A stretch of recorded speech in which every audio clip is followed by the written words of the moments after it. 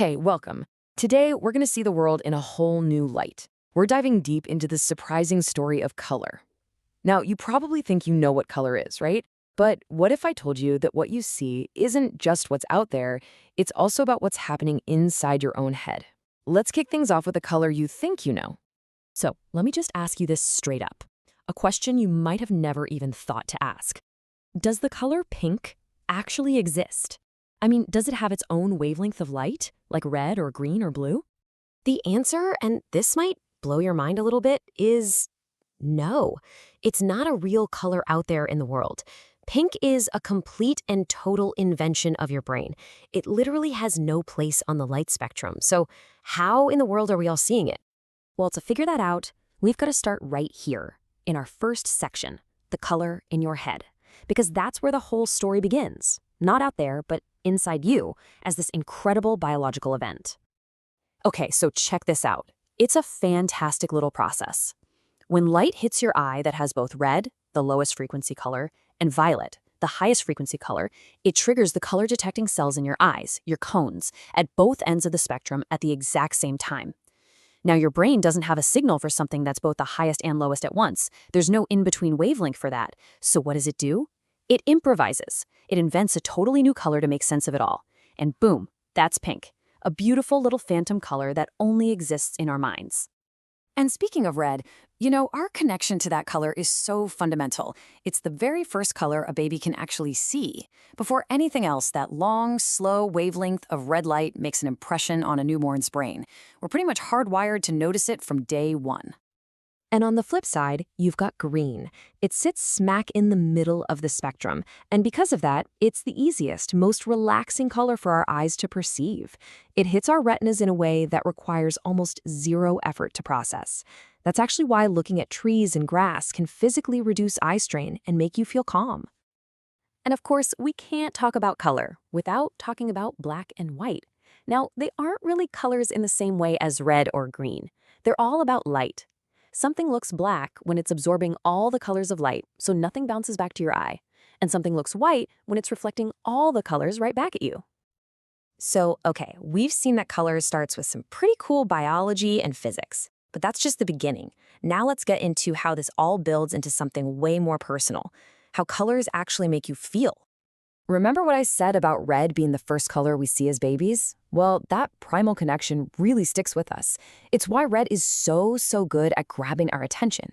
It just pops in our field of vision, which is probably why red cars are, statistically, more likely to get noticed than cars of other colors. But despite how powerful red is, it's not the world's favorite, not by a long shot. That title, as you can see here, goes overwhelmingly to blue. In pretty much any survey anywhere in the world, more than half of people will say blue is their favorite color. Maybe it's because we're always surrounded by it in the sky and the oceans. And these preferences are really tied directly to our emotions. It's been shown over and over that colors can have a real, measurable impact on our mood. Looking at yellow can actually spark feelings of happiness and give you a little energy boost, while blue tends to have that calming, serene effect. Okay, so let's zoom out. This isn't just about you and me and how we feel, it's about our whole collective experience as humans. Let's take a look at color's massive role in our world, in history, in the words we use, and even in nature itself. Let's talk about purple. In the ancient world, the dye for what they called Tyrian purple came from this one specific kind of sea snail. And get this, it took thousands and thousands of them to make just a tiny amount of dye. That made it so unbelievably rare and expensive that it was, quite literally, worth more than gold. It was a color only emperors could afford. And how about this fun fact? For hundreds of years, the color we now call orange didn't have a name. People just called it yellow-red. It wasn't until the orange fruit was brought over to Europe that the color finally got its own name. We named the color after the fruit, not the other way around. All right, get ready for a little bit of mind-bending physics. There's this incredible concept called structural coloration. This is when color isn't made by pigment or dye at all. Instead, it's created by a surface that has a microscopic texture, a texture so tiny that it physically messes with the waves of light, canceling some out and reflecting others. And this leads to one of the most stunning facts in all of nature. Absolutely no animal on planet Earth can produce a blue pigment, not a single one. So that brilliant, shimmering blue you see on a butterfly's wing or a peacock's feather, that's structural color. Their surfaces are engineered by nature to reflect only blue light. It's a trick of the light. It's nature using physics, not chemistry, to create beauty. So, wow. After all that, where are we? We've gone from the inside of your brain to ancient empires to the wings of a butterfly. It's time to pull it all together and ask the big question: what does color really mean? So let's just lay it all out. What we've learned is that color isn't some objective fact of the universe.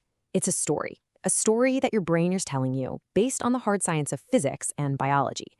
And that internal story has very real external effects. It influences your mood, your actions, and it has even shaped the course of human history and the words we speak. And that brings us to one last really fascinating thought to leave you with. If color is just an interpretation, a story our brain is telling us, are we all reading the same story? Is the red that I see the same as the red that you see? We can't ever really know. And maybe that's the most amazing part of the story. Thanks for watching.